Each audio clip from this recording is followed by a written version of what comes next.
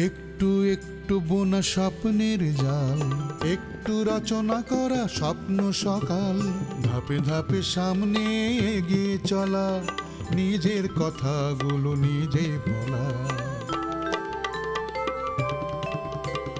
সূর্যের হাতছানি হই, কেন তবে আবদ্ধ রই? কালো আধার কেটে আকাশ জুড়ে দেখো বসেছে প্রাণের মেলা, ভোরের আকাশে ওই করছে খেলা, সোনালি মেঘের ভেলা। কোনো সন্তানের টাকা খোয়া গেলে সে দায় মায়ের উপরে এসেও পড়ে। বিষয়টা এভাবে দেখো না কেন, তাহলেই সহজ হয়ে যাবে। এখন কি মনে হচ্ছে জানো, উপমার সাথে দেখা হওয়াটা আমার জন্য খুব জরুরি ছিল। থাম থাম, এতই হালকা হয়েছিস যে গড়গড় করে বলে যাচ্ছিস। আমাকে একটু বলতে দিবি তো, কোনোদিন এরকম করেছে কিনা, নাকি এখন করি? মা, তোমার কথা আলাদা। তোমার মতো কজন হয় বলো? এই তো রেডি হচ্ছি, তোর ফোনের অপেক্ষাতেই ছিলাম। খুব বাজে একটা ঘটনা ঘটে গেছে রে। কি ঘটনা? এই যে নিমগ্ন এসে রেখে গেল। কোথায় নিমগ্ন? ও চলে গেছে, তুমি পরে এসে নিয়ে যাবে।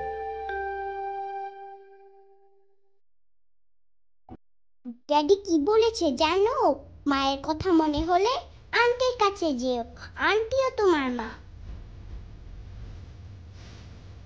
কি হয়েছে, কাঁদছো কেন? খুশিতে কাঁদছি মা।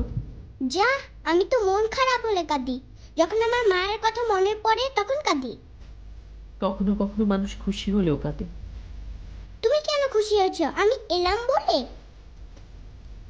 হ্যাঁ, তুমি এসেছো অনেক খুশি হয়েছে। তাহলে তুমি আমার বাসায় চলো, আমি তো সবসময় বাসায় একাই থাকি।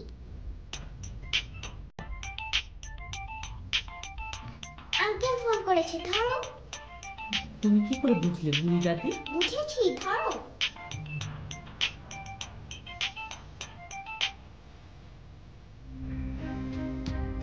হ্যালো হ্যালো,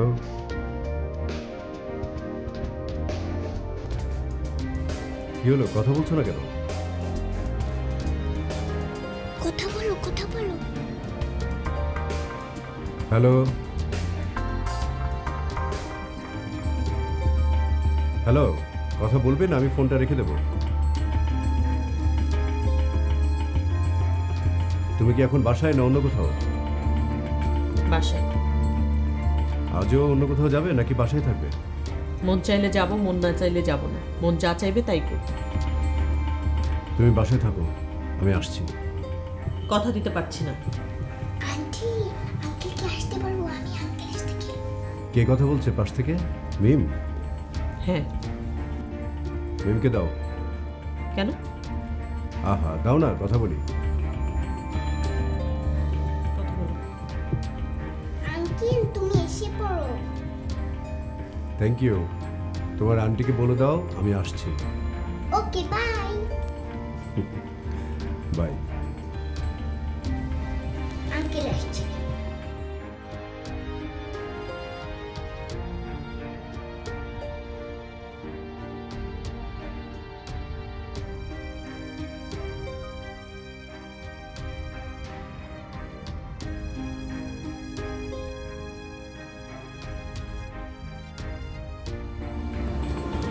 আমি ভাবতেই পারছি না হিরো এরকম একটা কাজ করলো, টাকার জন্য আমার সাথে চিট করলো। কত যখন যত টাকা চেয়েছে আমি ওকে দিয়েছি। আমার সাথে মিথ্যা কথা বলার কি দরকার ছিল? চাইলেই পারতো। যা যাওয়ার টাকার জন্য না রে, ওর যদি বেশি টাকা লাগতো আমাকে বললো না কেন? তা তুই এটিএম কার্ড দিতে গেলি কেন? এটিএম কার্ড কি কেউ কাউকে দেয়? এটা একটা পার্সোনাল জিনিস। আমি কি দিতে গেছি নাকি? ও তো আমাকে পটিয়ে পটিয়ে নিল। আর তাছাড়া 2 দিন বাদ যাকে আমি বিয়ে করবো, যার সাথে আমি ঘর বাঁধবো, তার উপর এইটুকু ভরসা করবো না? দেখ, তুই তো আমার বান্ধবী, তোর উপর যদি আমি এতটুকু ভরসা না করি তোর কেমন লাগবে? আর তুই যদি আমার সে বিশ্বাসের মর্যাদা দিতে না পারিস আমার কেমন লাগে? মানুষের উপর মানুষের তো এতটুকু বিশ্বাস থাকতেই পারে নাকি? তবু যখন কোনো জিনিস পার্সোনাল হিসেবে ট্রিট করা হয় সেটা পার্সোনালি। আমার যত ক্লোজই হোক না কেন, কেউ আমার কাছে কোনো পার্সোনাল জিনিস চাইলে আমি তো দিব না। আর এতে যদি কেউ মাইন্ড করে তাহলে বুঝতে হবে সেটা তার প্রবলেম। কত নিয়েছে? 40,000। 40,000? আমার কার্ড দিয়ে একসাথে 20,000-এর বেশি তোলা যায় না। কিরকম চালাক দেখ, প্রথম দিন তুলেছে 20,000, পরের দিন 20,000, মোট 40,000। কার্ড কি দিয়েছে নাকি এখন জোকারের কাছে? না, ফেরত দিয়েছে। তারপর দেখ, বললো যে টাকা তুলেই কার্ড ফেরত দিয়ে যাচ্ছে, কিন্তু কার্ড দিল পরের দিন। আমি জিজ্ঞেস করলাম, বললো যে ঝামেলা হয়েছিল। সরি, আমি অবশ্য এটা নিয়ে এত মাথা ঘামাইনি। আমার মনে হয় তোর এখন একটু মাথা ঘামানো উচিত। শোন, রাগ করিস না, আমি তোকে একটা কথা বলি। হিরো ভাইকে তোর কেমন লাগে আমি জানি না, আমার কাছে কিন্তু ভালো লাগে। আমি আগেও তোকে অনেকবার আকার ইঙ্গিতে বোঝানোর চেষ্টা করেছি, তুই শুনিসনি। ফাজলামি বলে হেসে উড়িয়ে দিয়েছিস। এখন ধাক্কা খেলি, হয়তো এখন বুঝবি। আর যদি এখন না বুঝিস, পরে বুঝতে হবে। হিরো ভাই যদি শুধু তোর বয়ফ্রেন্ড না হয়ে অন্য কারো বয়ফ্রেন্ড হতো, আমি জুতিয়ে মুখ ভেঙে দিতাম। তোর সাথে আবার কি আচরণ করেছে? তোর কাছেও টাকা পয়সা চেয়েছে নাকি? না না, আমার কাছে কি অবটা পাচ্ছে নাকি? আর থাকলেও আমি দিতাম না। তাহলে বলে কি না, তুই বিশ্বাস করবি? করবো, তুই বল। হিরো ভাই সবসময় আমার সাথে গায়ে পড়ে কথা বলে। সেই পরিচয়ের প্রথম দিন থেকে শুরুতে তোর বয়ফ্রেন্ড বলে আমি ব্যাপারটা খুব একটা পাত্তা দিই না। জন্মদিনে খাওয়াতে চাইবো, খাই না, গল্পও করবো। কিন্তু লক্ষ্য করে দেখলাম এই ওটা নেওয়ার সময় ওনার গায়ে হাত দেওয়ার একটা প্রতীক করেছে। প্রথমে আমার মনে হলো আমার ধারণার জন্য, কিন্তু পরে আমার মনে হলো সত্যিই হলো। বিভিন্ন অজুহাত দিয়ে উনি আমার গায়ে হাত দেওয়ার চেষ্টা করেন, বিভিন্নভাবে দেখা করার চেষ্টা করেন। আমি ফিল্ম করবো না এটা বলার পর আমাকে ফিল্ম করানোর জন্য উঠে পড়ে রাখতে হবে। দেখ, আমি একটা মেয়ে, কোনটা অনিচ্ছাকৃত আর কোনটা উদ্দেশ্যমূলক আমি একটা ঠিকই বুঝি। আমি তোকে ইশারায় ইঙ্গিতে বারবার বোঝানোর চেষ্টা করেছি, কিন্তু তুই এগুলো পাগলামি বলে হেসে উড়িয়ে দিয়েছিস। তোর মনে আছে প্রথম যেদিন আমার হিরো ভাইয়ের সাথে দেখা হলো, গাড়িতে যাচ্ছিলাম, তুই বারবার ফোন দিচ্ছিলি, আমি কিন্তু তাকে ফোন ধরতে বলেছি, সে ইচ্ছা করে তোর ফোন ধরতে না। থাকে, এসব শুনতে আর ভালো লাগছে না। আমি সব মন থেকে ছেড়ে ফেলতে চাই। সেটা তোর ব্যাপার, আমি তোকে ইনসিস্ট করবো না। আপাতত তুই শান্ত হ, মাথা থেকে সব ছেড়ে ফেল।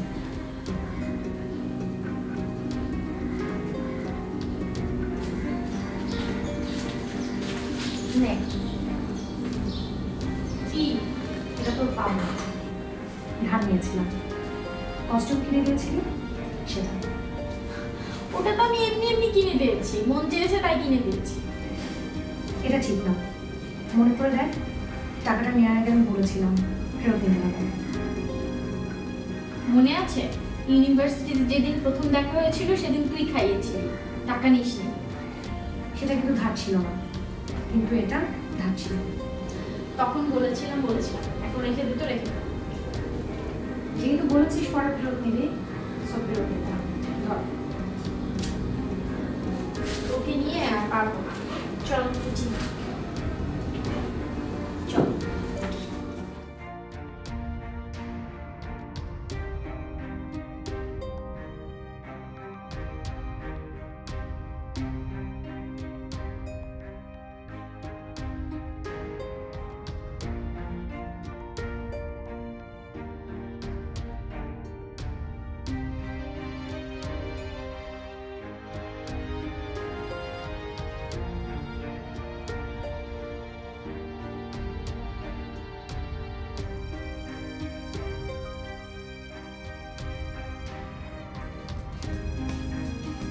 বাহ, তুমি তো খুব সুন্দর ছবি আঁকো। এটা কি? এটা আমি মিম। মিম মেঘের দেশে উড়ে যাচ্ছে। মিম মেঘের দেশে উড়ে যাচ্ছে একা একা, সাথে কেউ নেই? তুমি আছো, মেঘের আড়ালে আছো, একটু পর মেঘের আড়াল থেকে বের হবে।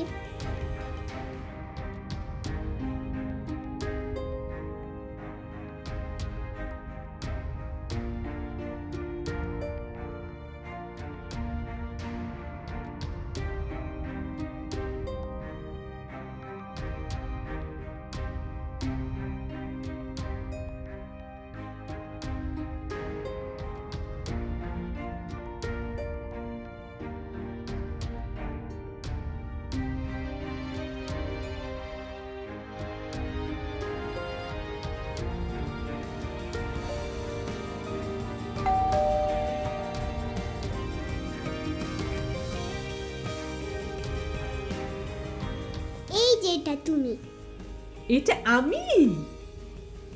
কিন্তু তোমার তো ডানা আছে, আমার ডানা নেই কেন? তোমার ডানা দিচ্ছি দিচ্ছি, ওয়েট। ওকে। সে কি এই অসময়ে তুমি? চলে আসলাম, মিম ডাকলো তাই এলাম। তোমার না অফিস করে আসার কথা? হ্যাঁ, কিন্তু আগে চলে এলাম। কেন, তোমার কোনো আপত্তি আছে? না না, কি বলো, আমার আপত্তি থাকবে কেন? বসো। Thank you. মিম, তুমি কি আঁকছো? আমি আর আন্টি উড়ে যাচ্ছি মেঘের দেশে। তাই নাকি? বাহ, খুব সুন্দর হয়েছে। তোমাদের সঙ্গে আমি নেই? তুমি তো এতক্ষণ ছিলেই না। রাইট, আমি তো ছিলামই না, এইমাত্র এলাম। খুব সুন্দর হয়েছে। তুমি যে এত সুন্দর একটা ছবি এঁকেছো, তোমার গ্র্যান্ডমাকে দেখিয়েছো? না। গ্র্যান্ডমাকে দেখিয়ে এসো, উনি খুব খুশি হবেন।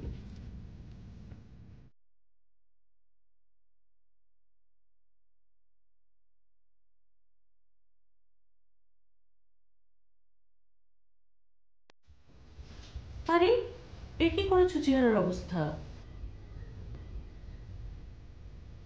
রাতে ঘুমাও না?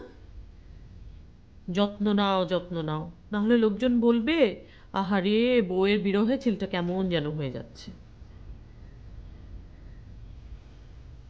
না মানে, নিতে এসেছো? যাবই তো, আমার শ্বশুর বাড়ি আমি যাব না? এ কথা ভাবলে কি করে? নিতে আসার কোনোই দরকার ছিল না। তোমার সাথে আমার কিছু কথা আছে। আর কি কথা? কোনো কথারই দরকার নেই। তুমি একটা কাজ করো, তুমি আজকে যাও, আমার কিছু কাজ বাকি আছে, ওগুলো শেষ করে আমি 2-1 দিনের মধ্যে চলে আসবো। ও না মানে, বাবা বলছিলেন। ও, বাবা মাকে বলতে হবে? তুমি একদম টেনশন করো না, আমি এক্ষুনি ফোন করে পারমিশন নিয়ে নিচ্ছি।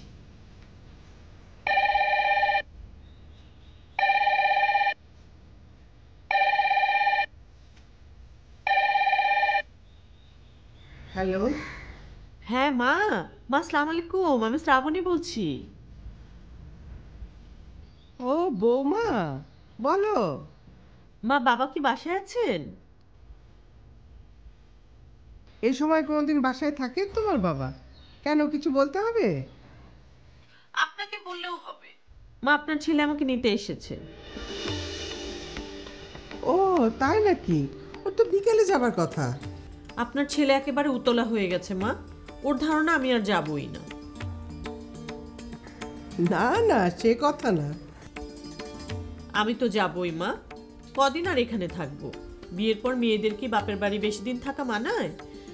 মা, আমি বলি কি আর 2-4 দিন থেকে যাই। আরো 2-4 দিন? কেন মা, আপনাদের কোনো আপত্তি আছে? না না, আপত্তি নাই, কিন্তু তোমাকে বলেছিলাম না একজন পীর বাবার কথা। হ্যাঁ হ্যাঁ, আমার মনে আছে, আমি তো যাবই মা, আমি তো যাবই, আপনার ছেলেকেও নিয়ে যাব। এই শোনো মা, আমাদেরকে একটা পীর বাবার কাছে নিয়ে যাবেন, তুমি যাবে তো? পীর বাবা মানে? ও মা, মা তোমাকে কিছু বলেনি? মা, আপনি আপনার ছেলেকে কিছু বলেননি? না, বলা হয়নি আসলে। আচ্ছা মা, আপনি একদম চিন্তা করবেন না, আমরা দুজনেই যাব। কবে যেতে হবে আপনি ঠিক করেন, আমি 2-4 দিন পরেই চলে আসবো। তাহলে তো খুব ভালো হয় মা, আল্লাহ যেন আমার ইচ্ছা পূরণ করেন। মা তাহলে থাকবো কদিন? অনুমতি দিচ্ছেন? থাকবে? থাকো মা থাকো, আমি তোমার বাবাকে বলে দেবো। এই তো মায়ের মতো মা। আমার যে কি সৌভাগ্য মা, এই বাড়িতে একটা মা, ওই বাড়িতে একটা মা। মা আপনি ভালো থাকবেন। আসসালামু আলাইকুম। অনুমতি পাওয়া গেছে, আমি এখন আরো কিছুদিন এই বাড়িতে থাকবো। কিন্তু পীর বাবার ব্যাপারটা কি বললে না তো? ও তুমি পরে শুনো, না হয় মার কাছ থেকেই শুনে নিও। শোনো, তুমি এসেছো, আমি খুব খুশি হয়েছি। তুমি কিন্তু লাঞ্চ করে যাবে। হ্যাঁ মা, তোমাদের জামাই লাঞ্চ করে যাবে, ব্যবস্থা করো। না না, আমি লাঞ্চ করবো না, আমি অফিস থেকে 2 ঘন্টা ছুটি নিয়ে এসেছি। ও তাহলে আর তোমাকে আটকাবো না। জামাই আদর নিতে গিয়ে অফিসে কোনো প্রবলেম হোক, সেটা অবশ্যই আমি চাই।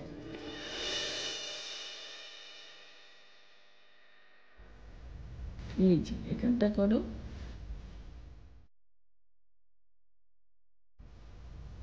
বাবা খুব সুন্দর, খুব সুন্দর হয়েছে।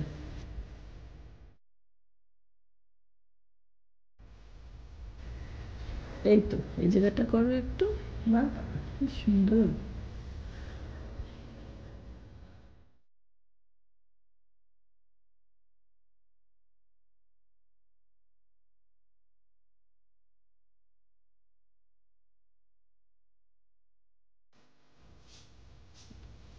মা আমি আসি। আসি মানে খেয়ে যাও। না মা, আমার কাজ আছে। কি রে সামনে তুই না বললেও খেয়ে যাবে? আমি আগেই তো রান্না চাপিয়ে দিয়েছি। ওনাকে 2 ঘন্টার জন্য অফিস থেকে বেরিয়েছে, পরে গেলে আবার সমস্যা হতে পারে। আসো তাহলে।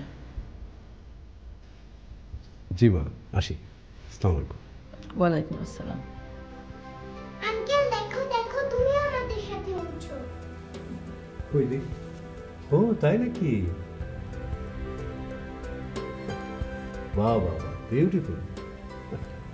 এখন তুমি খুশি হয়েছো? হ্যাঁ মামনি, আমি অনেক খুশি হয়েছি। তুমি তো খুব সুন্দর ছবি আঁকো। Thank you. You welcome. আসেন।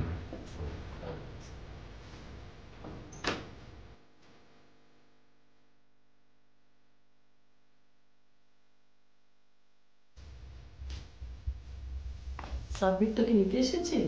হ্যাঁ, আমি বলেছি কয়েকদিন পরে যাব। ও ভালোই করেছিস। আম্বিয়া, একটা সুখবর আছে, তুমি শিগগিরই পীর সাহেবের কাছে যাবার ব্যবস্থা করো। কেন ভাবিছেন যাইব? শুধু বৌমা না তো, সাব্বিরও যাবে। বাবা, সাইলেন্ট বাতাস আইলো ঝড়, এত সহজেই কাজ হয়ে গেল? আমি ভাবতেও পারিনি এত সহজে সবকিছু হয়ে যাবে। হেরা সত্যি যাইব তো, না এমনি কইতাছে? ভালো করে জিগাইয়া দেখেন, দেখা গেল আমি সব ঠিক করছি, পরে হেরা গেল না। আরে না না, বৌমা নিজে আমাকে ফোন করে বলল, পাশে সাব্বির ছিল, এই তো একটু আগে ফোন করলো আমাকে। আলহামদুলিল্লাহ, আমারও হনো বিশ্বাস হইতাছে না খালাম্মা। তো আপনি যখন কইতাছেন আইজি খোঁজ নিয়ে দেখুন। খালাম্মা, গাড়ি ভাড়া কিন্তু দেওয়ার লাগবে। আচ্ছা আচ্ছা দেবো। খালাম্মা, একটু বেশি করে দিন, কাইলে আবার হরতাল, সিএনজি লয়ে যান লাগবো। আচ্ছা আচ্ছা ঠিক আছে, কত দেবো সেটা বল। 500 দিলেই হইব, বাঁচলে আবার ফেরত দিব না। আচ্ছা ঠিক আছে, দাঁড়া।